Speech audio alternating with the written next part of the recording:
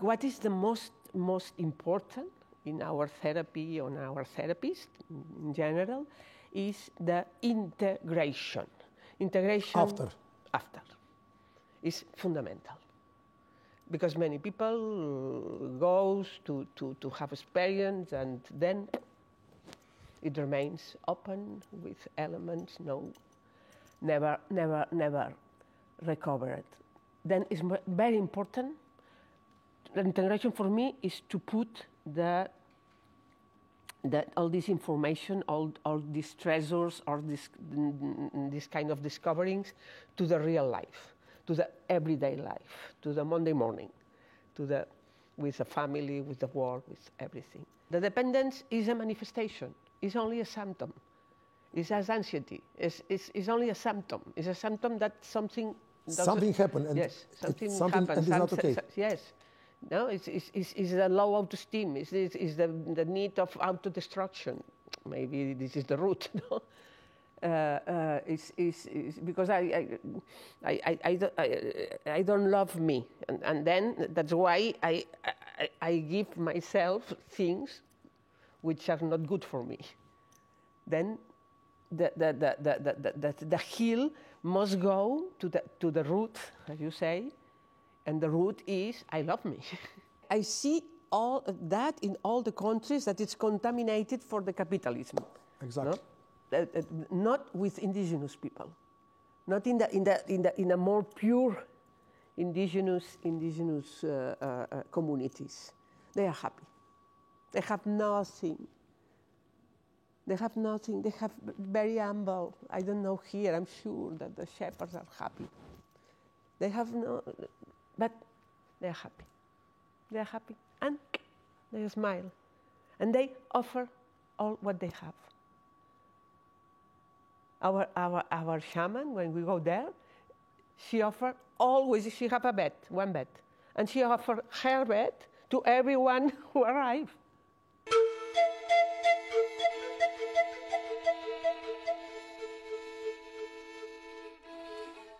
Salutare tuturor! Suntem din nou la podcastul lui Damian Drighici și așa cum am obișnuit de fiecare dată, aduc oameni care fac ceva foarte special. De data asta am un invitat cu totul special. Este din Spania și nu numai, este o persoană care călătorește non-stop în toată lumea. Este transpersonal psihoterapist și este etnoterapist. Am onoarea să o am invitată pe un om foarte special care ajută oamenii să-și depășească limitele și să poată să treacă peste orice fel de probleme și mai ales despre tot ce înseamnă anxietate, depresie și tot felul de lucruri care pe toți noi ne face să nu fim noi înșine. Am mare onoare să o am invitată pe Magda Sole. How are you, Magda? Thank you so much for being here. Thank you very much. The same and very well. So I told people that you are a transpersonal psychotherapist and also an ethnotherapist. Ethnotherapist, yes. I would love to start talking to you about, first of all, how did you started to work in this field? I understood 30 years ago, yeah? Mm-hmm, mm-hmm. Yes, 34 years ago, we went to Mexico to visit a psychiatrist that we listened that he used to work with indigenous, with traditional way of working in the communities, indigenous communities. And it was very interesting because they know very well how to use the different plants and how to put them into the society for healing everything, for healing practically everything. We went there and 34 years so in ago. 1990? In 1990. Then I was pregnant. I was pregnant of my daughter. And we spent some years there with indigenous, knowing, practicing, and learning from them. Now, before that, were you studying, practicing psychology, or you're interested in the field of psychology and trauma. Yes. But before I am psychologist. I studied psychology in the university, and after I have been for some time psychoanalyst. But after all, I was interested in the real healing in a shorter way than usual, no? Because the classical therapies was too long, was talk not therapy, really healing. Was taking too long in terms of years, many years of talk therapy, and you couldn't see the results that you wanted to see. Exactly. That's why we went to Mexico to meet this psychiatrist who worked with indigenous, and he introduced to us to all this world. No? And in this world, we discovered that we must work in a holistic way, not only thinking in symptoms and in trying to heal the anxiety. No, we must see what is this anxiety talking about. It's necessary to understand the origins and all the context. Where does it come from? Yes. And maybe sometimes the anxiety, it's not something bad as we think about it. Exactly, I'm sure. Maybe it's telling us something. Exactly. I believe absolutely that. I think the anxiety is a friend, is a good friend. And we must listen to her what she wants to do. She is always bringing a message. Just that it's been misinterpreted about the anxiety. Yes. And we are trying to kill it or to put it down. Yes. Rather than finding a way to listen to it. To listen to it. And to understand what message is trying to tell us. Exactly. What is important is to put the tools for listening this anxiety without too much anxiety. What I want to mean. And without getting scared. Exactly. Yes. Because if not, then it's necessary to do something. We don't want to create panic attacks at all, no. But yes, to offer the opportunity for giving expression of this anxiety, dancing, drawing, creativity, singing, or amplifying the consciousness. In the state of amplified consciousness, this anxiety take a meaning very, very much, very bigger, really bigger than when the manifestation is happening. Yeah. In your experience, Magda, have you seen more presence in terms of consciousness and in terms of trauma, the anxiety or the depression? Or both. In equal? Yes. Always when somebody's anxious? I think sometimes it's the same thing. The anxiety for me is a symptom. Maybe the depression is something more complex, more complicated. But usually the anxiety is present in the depression. We can see both together. And as most of the people, they explain it, is that actually people with anxiety, they have depression of the past, and they are afraid not the past to repeat in the future. So that's why they are afraid of this uncertainty. Yes, exactly. Yes. So most of the time when you started working, first of all as a psychologist, but then with the plants, yes, you've, I guess, forgive me to ask you this, first of all, you tried it yourself to see how it is. For sure. With the plants, so yes, you could understand. I went there. That changed completely my mind. That opened me to a big, large wall of spirituality, full of elements that never before I've seen in university or in academical way of knowledge. So this 34 years ago must have been like from a total different world, even for you, but for everybody around. Like the frequency was a different frequency at the time. So in Mexico, the first thing that you try, and people now, they've been also legalizing, and they're talking about it, about healing most people say depression first and then anxiety, or anxiety and depression, they are talking about psilocybin or magic mushrooms. So that was one of the first things that you did in Mexico 34 years ago? Yes. I went to the Maria Sabina place. Maria Sabina is the first shaman who opened all of that to the white men, and we still be with a shaman, with a disciple of Maria Sabina. I am too young to meet Maria Sabina, but we used to work with a disciple.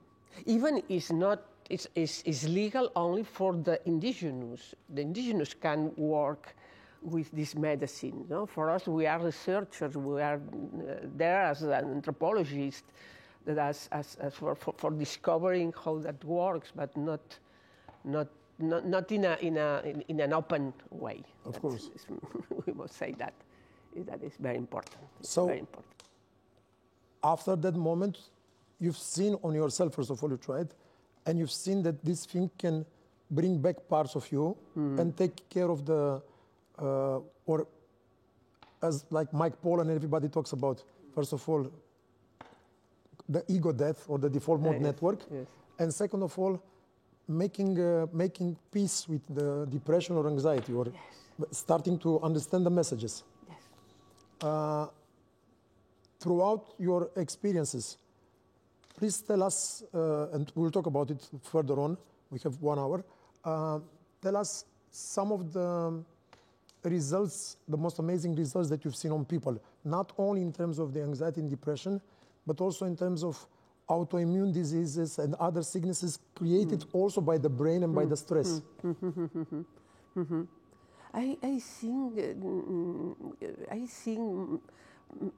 I like to sing more than to sing in symptoms, and for me that are symptoms. I prefer to see the spiritual development or change, radical change, and that change everything. That change the way to feel the body. That change the way to feel the sickness. That change the way to feel the big body that is the earth, that is the others. To feel the society, to feel the family.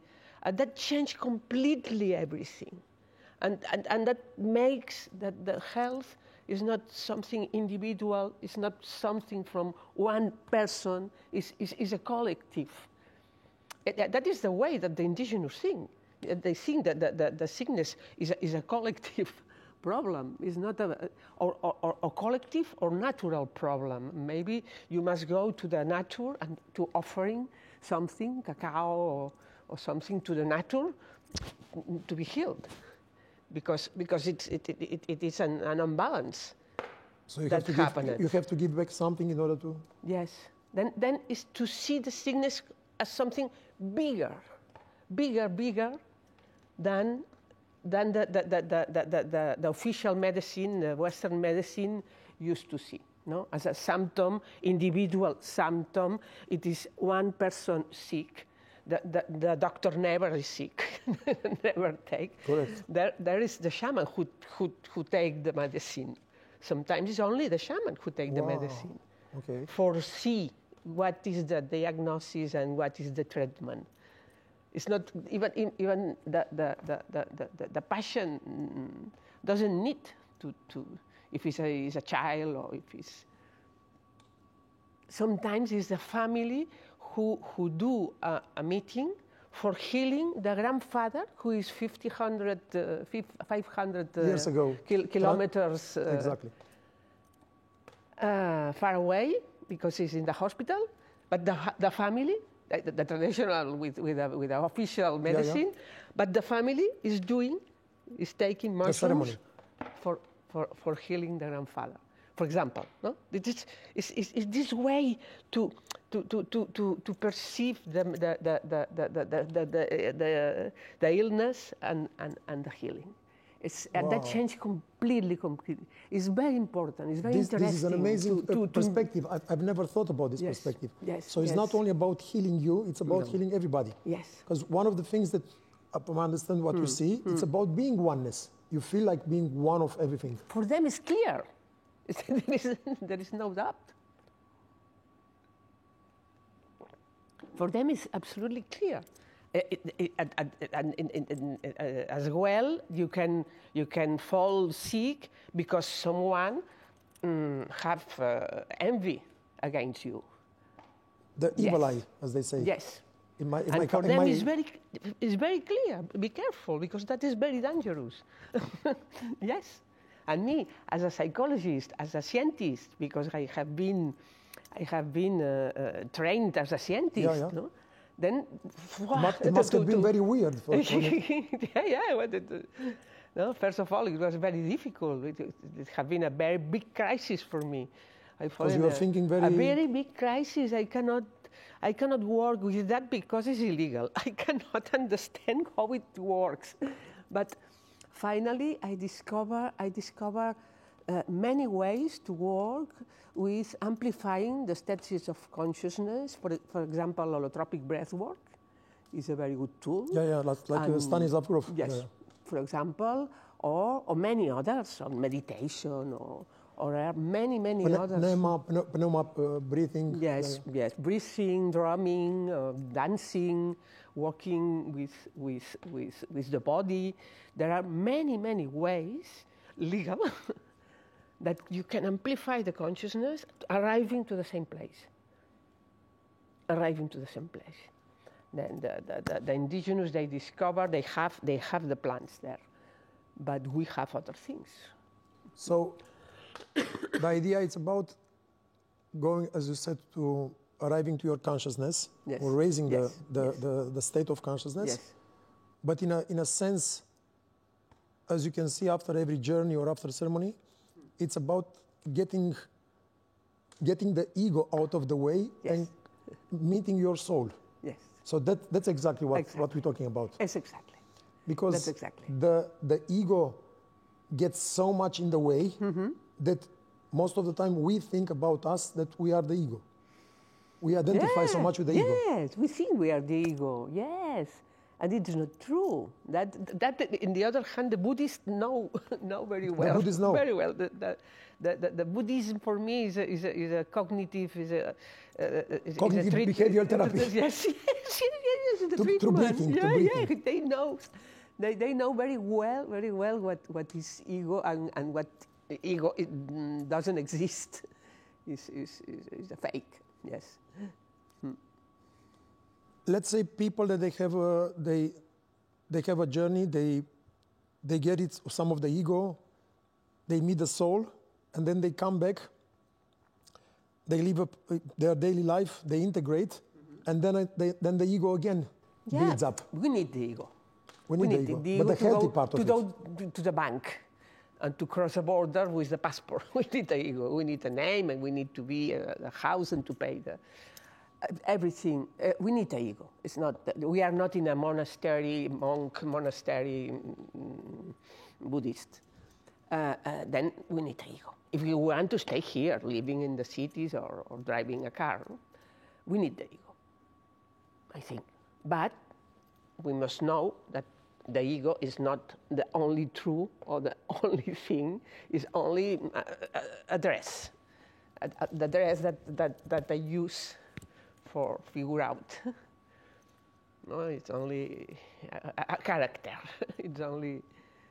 More important is to not the truth. To listen to the soul. Yes. For people that you've seen people, of course, with addictions, with trauma, with lots of traumas from the childhood, maybe with kidnapping, with all type of things from the childhood, whatever. Yes. Throughout your experience, and Juanma, your husband, you've seen both of you results, let's say, after one journey or after many journeys, or give us some of the examples, yes, please. Usually is a treatment. Usually it's a treatment. One experience can be wonderful, and can be radical, and can change many things. But I think one experience only open the consciousness to see what is possible. is a door, is a portal, it's the entrance, it's the call that Joseph Campbell said in the journey, in their journey. Out of myth. Yes. Then that is one experience. I don't like people who say, I test this, I test this, I test this. Did you ever test, I don't know, full of plants? No. What is important is to follow a treatment and for example, with allotropic breathwork or with different, with ethnotherapy, because ethnotherapy is our brand, and there we use many tools from indigenous and from the modern science, from the neuroscience, and we use many ways. Some people they use in Peru ayahuasca, some people they use mushrooms, some people they use different things. Yes. And in the ethnotherapy, we recover all the ancient knowledge of the indigenous and all the new knowledge technology from science. So when you say it's about a therapy, yes, you mean it's not only once, the first time it opens the soul to see that there is something else that you ever thought. Yes. So then you may need 5, 6, 7 journeys until you finally start figuring out what are the issues. Yes, where we complete the treatment. And there we can say that the transformation, the big transformation, more than a healing, I like to talk about the transformation, because there are many things changing in the many levels. I guess the way to put it, because many people, they talk also on the podcast of Joe Rogan and everywhere about now the people start being opening, especially as we were talking before to Juanma, that this thing has been, the psilocybin has been legalized also in Denver and in Oregon, in the States, in Portugal, in Europe. I guess in Australia. In Australia, exactly. Israel, yes. As you said, first of all, it's the first journey where you get a chance to open a door to see what is behind what you've thought that it is. Then there is the treatment, let's say 1, 2, 3, 4 journeys to heal some of the parts, like on an onion, to peel it. And then for the transformational stuff, maybe it may need another 1 or 3, 4 journeys to transform yourself in terms of being part of the oneness and understanding that you are part of this collective world. That will be the... Yes. As Don Juan of Castaneda, Don Juan talk about the reality is a kind of a sphere that have many ways to arrive to the center. Then there are many manifestations around the center. And that, yes, and then the body or the reality, more than the body, is something like that, no? That you can access from many places before seeing the totality, no? Before to seeing the complete picture. And that's the heal for me. That's the heal. Have you had cases where you've seen amazing healings? I'm sure. Yes. I mean, as I told you before, I congratulate you and your husband doing this. I mean, you must be like angels, in my opinion. To not when you assume that you want to do this type of job, you are really blessed by God in order to help so many people, because you dedicate your life to help people heal themselves. Yes, it's like exactly. You help. Exactly, heal themselves. I like very much that. I like very much. I invent a word that that the word is action. Action means no passion and no client. It's no passive, then it's active. And it's not a client, because if he pays, it's not the most important, it's the secondary. You know?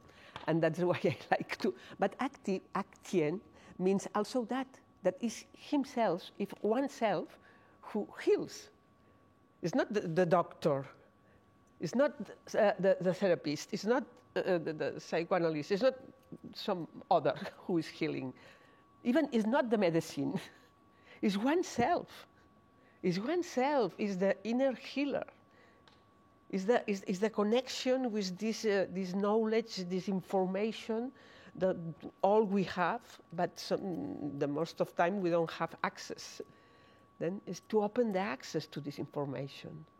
Is to go there for knowing what I really need. Wow. I know to drink too much alcohol or to smoke or to. I know that it's not good for me, but I follow But drinking. I'm doing it. But suddenly this inner healer, when he manifests with ibogaine, with ayahuasca, with holotropic breathwork, with mushrooms, then the information is there, and it's easy. And it's easy. Of course, the person itself needs the guide Yes. to guide him and to help him, but the healing he doesn't himself. Yes. That's why it's the journey. It's much the inner journey. Yes. It's the inner journey. And that's why sometimes, as they say, the journey can be not as pleasant or pleasant. Yeah. When it's not pleasant, it's about him or her not surrendering, not. It's a good reason. It's a good way to explain why it's not a good. But sometimes it's needed. Sometimes it's needed to cross this hell. No? Sometimes the hell is there. Maybe sometimes, I don't know, the memory of an abuse in the childhood is needed to remember that. No? But what is the most important in our therapy, on our therapists in general, is the integration. Integration after is fundamental. Because many people goes to have experience and then it remains open with elements, never recovered. Then it's very important. The integration for me is to put all this information, all these treasures, all this kind of discoverings to the real life, to the everyday life, to the Monday morning, with the family, with the work, with everything. That is the most important of all. Of everything. Yeah, because otherwise, as you said, you don't live in a monastery. Yes. Or you cannot live all your life in a retreat. Yes, exactly. You're coming back yes, at home. Yes, exactly. And 3 weeks, 4 weeks later, again. Yeah, and that's why. If you go to a retreat, you are not able to put that in the everyday life. Stop going to the retreat because the retreat doesn't work. It's not exactly. So what are some of your recommendations about integration? Working with a therapist, working with a yes. healer? First of all, working in the retreat itself. Before leaving the retreat, it's important to finish the retreat integrating. And with the intention. Yes, letting a space for integration with drawings, integration talking, integration. There are many ways to integrate, but to put in the concrete all the learnings from the retreat. Mm-hmm. And then follow a therapy, follow So in order to integrate this in your day-to-day life. Yes. Mm-hmm. With someone who can help you. Or at least talk about it and yes.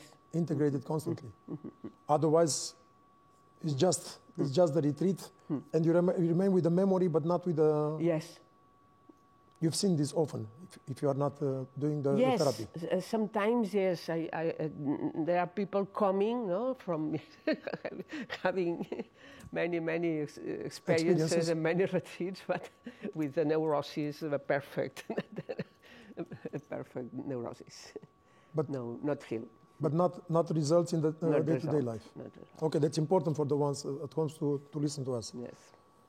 Do you see as you said, and I like it because most of the people, they think that plant medicine or all the other instruments like holotropic and all the other instruments, it's only a way to heal or to heal the trauma or the depression and anxiety. Because somehow that's how it's been promoted. Also to the Netflix series and to the books. So I like the way you said, it's not only about healing trauma and anxiety. Because if you think you're going to heal the trauma and anxiety, you don't know how it's on the other side. It's about the transformational. Yes. Not to become somebody else, but to be able to enjoy a flower, to be able to breathe, to be able to... Because you don't know, after so many years of depression and anxiety, this thing became so much part of your reality that you don't know how it's on the other side. So you have to go to the process in order to transform yourself. So this is important. I would like for the people to listen to us that of course, it can heal the depression and anxiety, but it's much more than this. Much more than this. Yes. It's a way to transform, to grow, to be better human being, to be in the peace field, working for the planet, working for the peace, working for the others. To be a better husband, a better father, a better worker, a better artist, a better exactly. Exactly, and also helping therapists. To training therapists, training doctors, psychiatrists, and psychotherapists, psychologists. They must be trained in all of that because it's very, very helpful for themselves and for helping the others. Yes, we must implement this way, this way of thinking and working in. What are some of the most common issues that you have seen through your life, Magda, please, in terms of people? What are some of the most common trauma? Childhood trauma, rape, transgenerational? Many kinds. Yes, transgenerational, abuse. Yes, many. But most of it is the childhood trauma. Yes, yes, but also a kind of insatisfaction. A kind of looking for the happiness, or looking for the full not feeling enough. Yeah, not feeling because I am not enough, because I don't have enough, because they pull me to do more. I can identify with this. That's what I have my entire life. Yeah. So that's very common. Very common. With I'm not enough and wanting more and wanting to... Or a kind of unsatisfaction. Unsatisfaction, not being very grateful. low self-esteem. That is, it's the most common. The most common, yes. For sure, there are other problems bigger and maybe more important. I don't know if more important, but the usual is that. And that brings problems with the couple, with the family, with the work. With everything. Behind that curtain would be again the ego? Yes, yes, that is the ego. It's the ego who is yes. Who is taking different type of faces. It's always hiding and knowing very well how to have a different face. Yes. Have you ever had people like with severe resistant depression type of resistant that it needed more time in order to arrive there, like 6, 7, 8 treatments, 20 treatments? Yes. Even though they were doing integration and everything, it was very hard to... Yes, but not very much. No, not very much. At the end, I think, no, with less treatments, we used to arrive somewhere. But sometimes there are people resistant, and then we trade different strategies. We do different... Until you figure out what is the best way. Yes. Now, I had questions on my podcast from people. I want to thank them again because it's very watched by many, many people. And they asked me, let's say I had a very good childhood. Why do I feel traumatized? Because my parents, they love me. They used to be in love. I haven't seen, I didn't have physical violence. I didn't have verbal violence. And sometimes I had also other specialists that we were talking about. It can be transgenerational trauma, or it can be, as some people say, maybe from other lives. Could you please talk to us about the transgenerational trauma a bit? Transgenerational trauma is very interesting. It's very interesting because we put ourselves in the cultural point of view. Then we not only see the individual or the family alive, that we see all the family.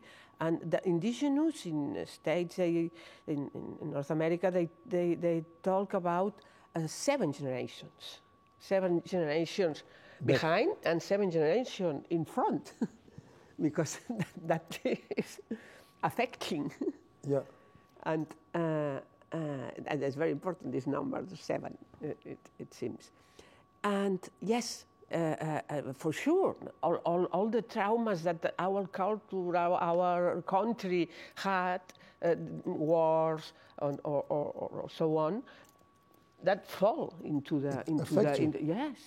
our DNA, and we have memories very very ancient, and the most miraculous and fabulous and unbelievable is how we can heal this trauma, this transgeneration trauma behind. And then also for the future. And then also for the future. Then so once you heal yourself, time is not. Time is not. No. It's not linear. Exactly. In a consensual state of consciousness is yes. So once you heal here the trauma, not only that you heal the future generations, but you heal also the line behind. Yes. Wow. Yes. Yes, because you are changing your DNA. So your DNA is your heritage. That's what they are talking in terms of epigenetics. Yes, exactly. Now, some of the people that they didn't have, let's say they have a wonderful childhood, or maybe that's how they remember, that's what could affect them, the transgenerational, which is inside of them, and all this fight of the grandparents or whatever happened worse and all. Sure. Yeah, that is very well known, very very well studied, and not only with familiar constellations, Hellinger, but there are many other authors before or around him who have been working and studying and researching about it, and they have evidence very, very, wow, very powerful. What do you think in terms of the near future? As much as has been exposed in the Netflix, books, podcast, and everything, and it's an opening door comparing to years ago where it was completely legal and completely after Timothy Leary and after 1970 where Nixon closed everything, and he made it class 1, and it was considered illegal. What do you think it looks the future within your community? In the next 5-10 years, you think that this thing is going to be so open in order to heal so many people? It's going to be. You hope this. I hope, exactly. I hope, but I don't know, because the socio-political wall is very crazy. We used to go to China. We used to go to Arabian countries. We used to go to Russia and to Siberia to visit the shamans in Siberia. Wow. We know have been many times. 10 years going every year, and many or 2 years, twice per year with shamans in Siberia, and there it's completely closed, forbidden. I'm talking about more than half planet. Then sometimes I'm very hopeful, but sometimes I think, but if it's this other side, But comparing to 30 years ago, it's much better already. yes, But hopefully it's not going to take another 30. yes, yes. But In Siberia, the shamans, they use only techniques, drums, not plants. Not plants, not plants, not plants. And No. It's absolutely illegal, but of course, if they use it very hidden in the mountains, in the very inaccessible. and If. and you have seen amazing results also with the drumming. Yeah. No. It's a very interesting way to the research. They work very deeply, and they are getting important things because they will be a charge. They will become a charge, and the Russian government, will give them the category of charge, the shamanism, the Tengeri in Siberia. They teach new It's shamans. actually sound. It's healing through sound and rhythm. Yes. And the ancestors, connecting with the ancestors, the trance, they enter in the trance with the drum, and then the ancestors come to heal the Actual amazing. passion. Yes. How many hours is the session, the ceremony? It can be between half an hour or 3 hours, where several shamans enter in a state, in trance, in a state of consciousness, and they have another voice and another language, and they talk through. The ancestors come to the So their you must have body. seen some amazing things, huh? Yes. And you, as a passion, you also enter in a state of consciousness, because the drum have this powerful, this power to change your mind, to change your state. Yeah, of course. Incredible. Some of the people, they, let's say in the last 5 years, I knew about it from 25 years ago from a friend of mine, first time I heard about it. But in the last 5, let's say 7, 8 years, it became a trend. And maybe I'm not saying in a bad way. Sometimes also when something becomes trendy, it's not so good. It became a trend of going to, with all the respect towards the plant is very healthy and very good. It became kind of like a trend to go in Peru for ayahuasca. Yes. For sure, it has been amazing results. The plant has amazing results. Mm-hmm. But for some people, it's almost like a trend. Oh, I go to do this, and then if you don't do the integration, so please tell us also about it. It can have amazing results, like the shamans in Siberia, also the shamans in Peru, but only with the integration after, not as a journey. You go there for a weekend. Exactly. We have a colleague, a French doctor who created a very important center in Peru, in Ecuador, healing addicts with ayahuasca, and he's doing a very important because they became work. addicted to ayahuasca. No. They heal completely. No. They heal completely. They put the doctor, Jacques Mavid, put the addict, the patient, in total isolation into the rainforest. But total means no mobile, no smartphones, no books, no drink, maybe only drink, no eat, 10 days. Alone. Yes. With the shaman. They call that the purge. The purge? The purge. The purge. The purge. Yes. And yes, and he have a very good results. Very good results. It's a very important task. Amazing. What is he doing? Very important.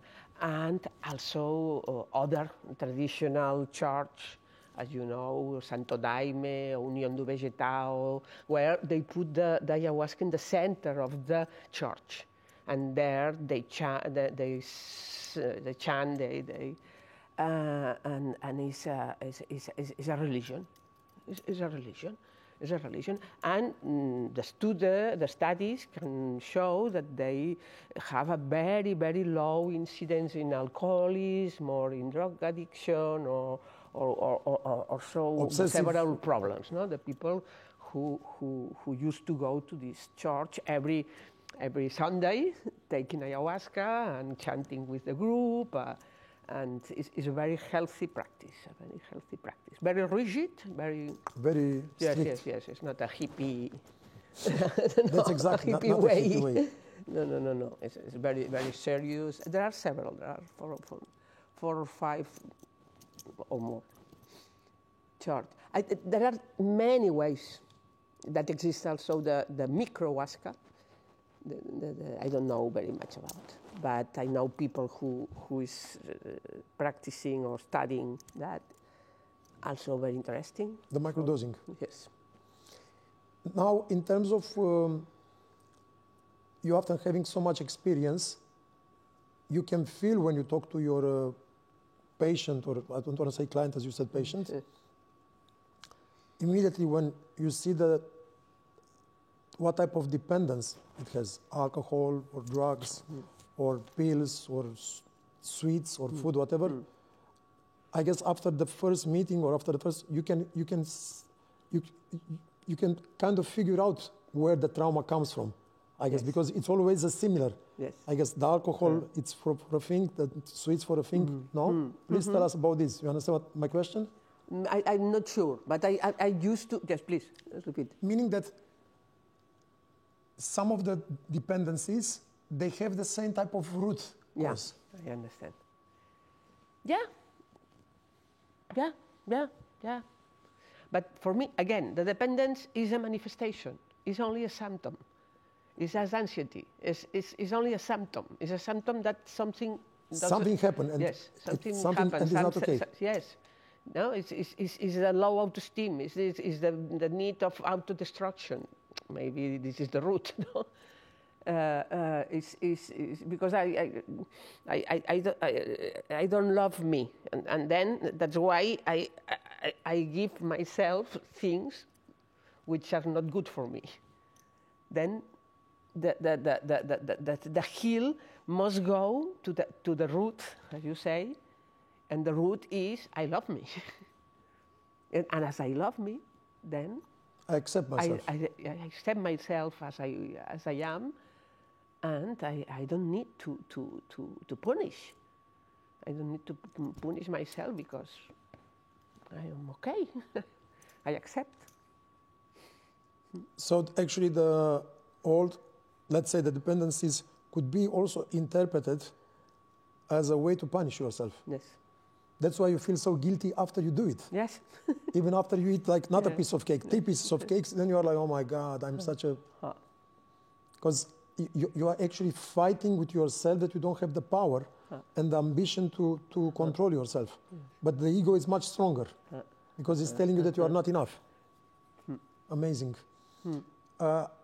I'm sure, I mean, with your experience, I want to ask you so many things. It's really incredible how our mind or our ego can create so many things in order to make us not feel enough.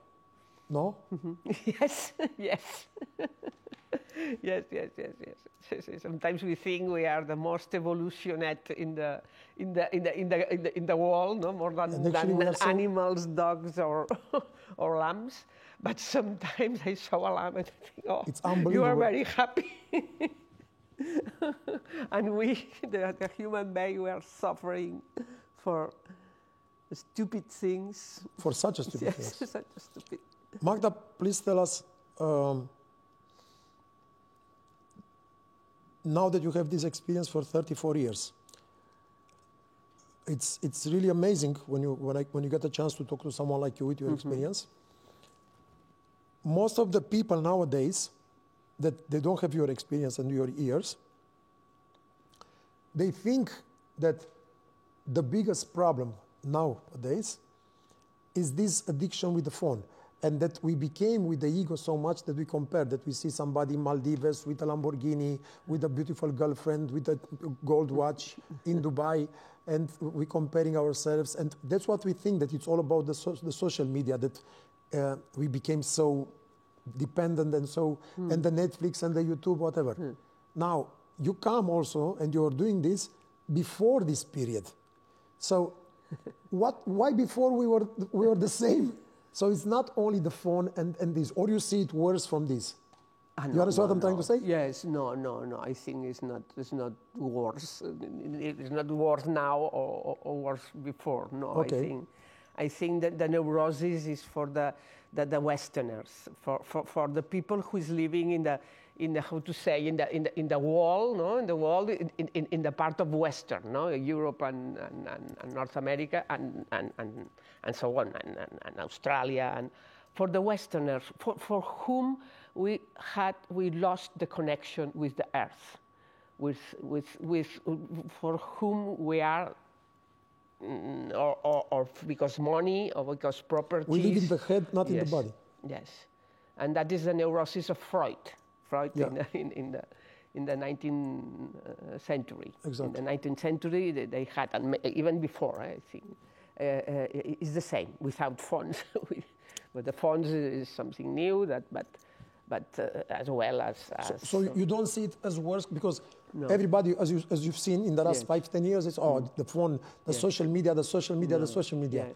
And I was thinking, and I ask lots of people also on my podcast, okay, but why 40 years ago, 50 years ago, they were still alcoholics, they were still drug addicts, they were still dependency. So it's not only this. No.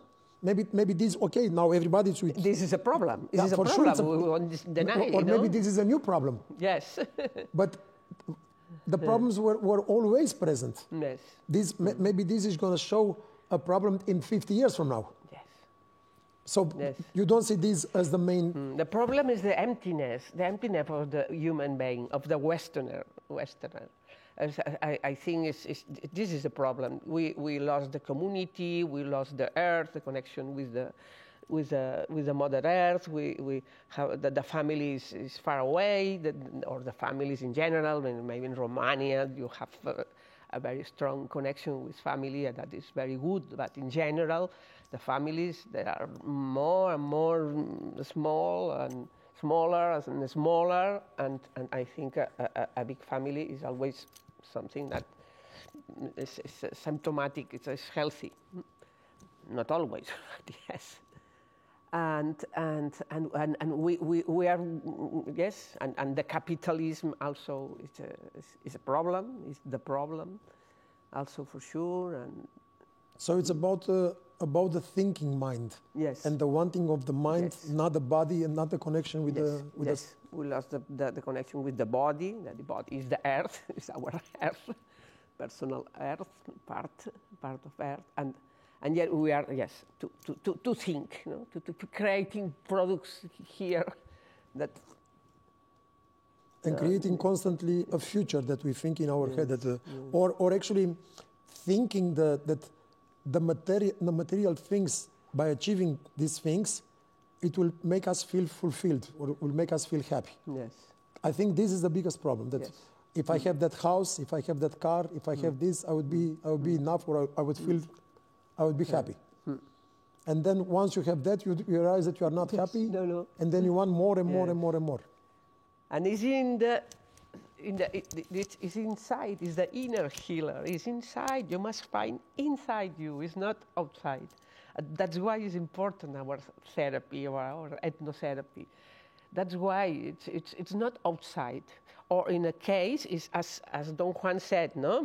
Here is the center, and all, no, the holistic, yes, it's the world. No? Then I must see that, no? I realize that. So you have to find this way to arrive to your inner center, and feel there and to connect with everything around. Yes. Not thinking that something from outside is going to make That's you. Sure. For sure it doesn't Absolutely. work. Absolutely. Otherwise, we wouldn't have billionaires committing suicide. Yes. and people living in India or in Romania with little things and being happy or being being content. So it's not about. So this is really important because everybody, every time, in every circle and every poster everywhere, they're talking about social media destroyed us, social media destroyed us. Of course, it's not healthy. Again, yes. It's not healthy, but this is not the reason that we are where we are. You are meeting this type of cases 30 years ago, before any phone, before any social media. Sure. And it was the same over and over, the same type of subject about wanting more, being more in the head, and not feeling enough, and thinking that if you have more, you're going to be happy. Exactly. Now, let's say in the Western countries, this is very present, and that's why it's a huge industry, even in terms of books, all type of books, how to calm yourself, how not to think about this, how to, I mean, billions of dollars. There is also a huge industry in terms of personal development, and you can do it, you can have more, you just need to write down everything, the law of attraction, the power of manifestation, and constantly having this type of, how shall I say, wanting yourself to grow and to be more and be more and more, which on the other way means you are not okay with yourself because you want constantly to be something else than you are. But you are so well traveled, and in the last 34 years you travel all around the world. You start seeing this also in countries or places they were not Westerner, they were Eastern, whatever, and you start seeing this as an epidemic going also in this type of countries, no? Yes, I see all of that in all the countries that it's contaminated for the capitalism. Exactly. No? Not with indigenous people, not in a more pure indigenous communities. They are happy. They have nothing. They have nothing. They have very humble. I don't know here. I'm sure that the shepherds are happy. They have no, but they are happy. They are happy, and they smile, and they offer all what they have. Our shaman, when we go there, she offers always. She have a bed, one bed, and she offers her bed to everyone who arrives. And she offers always something to eat, all what she has. It's, because I want to cry. Yeah, saying because that I feel you got the chills. Because she knows that no matter what, she's going to be okay. She will be taking care of the universe. Yes. So she doesn't need to have more and more and more to make sure that this wanting more and more and more, as you said it is also because you don't feel enough, low self-esteem, but it is also because you want to have certainty. If I have more, I will be okay. And somehow, indirectly, you don't trust God or you don't trust the universe. Because you need to have very much to make sure that you're going to be okay. I personally felt something in my trip to Mexico. I felt that, and I talk to people about it. It's like when you trust the universe, it's like every time you walk on an airplane, you trust the pilot, which you don't know if he had a good day, if his wife had a fight, or if his son, and maybe he goes crazy and goes with the plane in a wall. But oh, no, sorry, thank you. I could have, Do you want more? no, it's okay. But you never. But let's say you trust a pilot. But metaphorically speaking, which that's why I'm saying metaphorically to make it like that. If you think about it, it's the same thing with life with God. God is the pilot, and you are in the plane. I mean, you are always safe in the plane. You can drink if you want. You can go to the toilet. You can do whatever you want. You have your free will, but the pilot is there. He's taking you. So no matter what you do, anyway you're gonna arrive where the pilot is supposed to take you. Yeah. What do you think about this? Yes, it's a very, very nice, very good metaphor. Very good metaphor. Yeah. And we want to where this feeling of controlling comes. This comes also for the uncertainty. not trusting the universe, correct? Yes. Because everybody wants to control, so much control. Absolutely. Again, is the ego, is the Westerner, is the belief that we are something. We are not a community. We are not a planet. We are the planet. We are the Earth. We are the humanity. We are not one who must control everything. It's not possible. It's impossible. It's very neurotic. It's very stressful. To think that you are to think that you must control everything. And it's a fake. It's completely a fake. And in the community, nobody thinks like that. It's about just thinking about yourself, yes, not about the others. Yes, yes. Mm-hmm. Which makes you very, very lonely, because you don't feel connected. Completely lonely and empty. And empty because you are losing the most important, that is to be in connection, to be connected. So the plant and the therapies and the ceremony helps you also start trusting. Yes, show you that you are part of the totality. And that no matter what, you'll be okay. Because yes, there is also this fear that you're not going to be okay. That what if I don't have more money in the bank? I don't have more things. How can I accumulate more in order to be more safe? This is fake. It's fake. It's fake. Completely fake. And usually people, I had yesterday, I was invited somewhere as a speaker, and there were like people which they make a lot of projections about the next 5 years with the plans and the business and stuff. And I told them, I'm like, you know everything that's going to happen in your life, no, in the next 5 years, whatever. So you are in control. Yes. So if you are so much in control, please tell me also the date that you're going to die. It's like, I don't know. Maybe when I'm going to be 70. No. I want the exact date, because you are so much in control that you know everything. So only if you knew the date, the exact date, and you could prove yourself, not me, that you, then maybe let's say you are in control. But otherwise you are not in control, because the only thing that you are in control, it's maybe not even breathing you are not in control, because you are not thinking about this. All this ecosystem, it happens millions of things that you are not aware. How many times the heart beats, how many times the blood circulates in your body. I mean, there are so many things that you are not aware. So through the plant, you can get rid of also of the control. That's one of the biggest. You give the control to the plant. You give the control. Yes. Magda, what was some of your oldest clients and some of your youngest clients? I'm curious. Or your patients? What? Doing therapy. What was some of your oldest patients? Yes. 60, 70, 80 years old? Yes. And of your youngest? Do you want I explain a little bit about him? Yeah. Yes. Okay.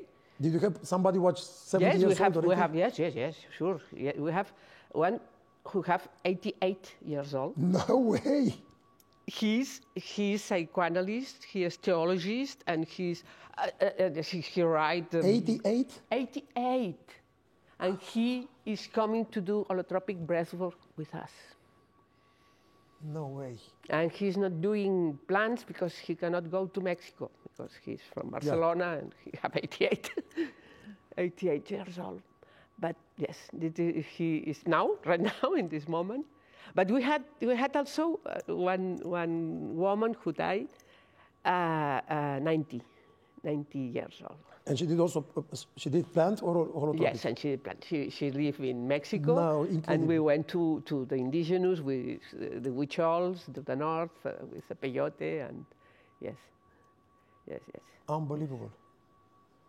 And some of the youngest? On the youngest, I don't know. We used to go to, now the youngest always will be teenagers, 18. Kids that already have some traumas and... Yes. in order to resolve it earlier, not to stay for long. Yes, not younger, because we can help people younger, but it's not. It's not. Maybe into the family. Maybe in the family therapy, but not. We don't use amplified state as well, holotropic breath work or so on, with younger. But yes, into families. Some of the things that someone can do before it starts doing holotropic breathing or plant medicine that can help. What you would recommend after so much experience that you have, and you are amazing what you're doing? What do you recommend? Meditation, yoga, ice bath? Which of one of those you've seen that they are the best to help you to make you less anxious and to see results? We are working very much with creativity, the creativity of the body work, and drawing and doing things, creating with the hands, with also breath work, many kinds of breath work on ice, on circular. We work also very much with shamanism, with drumming, and many ways to connect with the allies, with the power animals, with many ways to work with the traditions of indigenous North America and South America and Siberia and so on. For sure, meditation. But there are 1,000 ways of meditating. That is important to say to the people, because some people say, no, for me meditation is not a good way. But there are many ways to meditate. You haven't found the right way. Yes. But for me, yoga is a kind of meditation. No? It's a dynamic meditation. No? Osho have meditation dynamic, yes, which is amazing. Yeah. You can. If you could do this 50 minutes every day, yes, that would be the best. Yes. And for sure, connection, routing, connecting with body work. Body work, very important, very important. We in our ethnotherapy, we work body, we work art, we work enlarged state of consciousness, and we like to call it arm, because we do an altar always. We recommend always to do an altar, and we have an altar in the therapies. An altar, a ritual, meditation, and mantra. Singing mantras, any kind of mantra. It can be Catholic mantra, it can be Orthodox mantra. It's not necessary to any type of mantra. No. That doesn't have to be Indian or transcendental meditation. No. It can be any kind of mantra. A prayer is a mantra. It's a way to pray. To connect to. To connect, exactly. And we do always that. We work with several allies or gods in the world, from gods from the shamanism from America, or gods from the ancient Aztecs, or from the Greece, or from the Yorubas, or from different traditions. All the traditions can teach something to us. No, from the ethnotherapy, and we used to create a different altar every time. For each culture. Yes, every time we do a different altar for Egypt, or from Arabian countries, or Sufi, or Hindu, or Taoist. Amazing.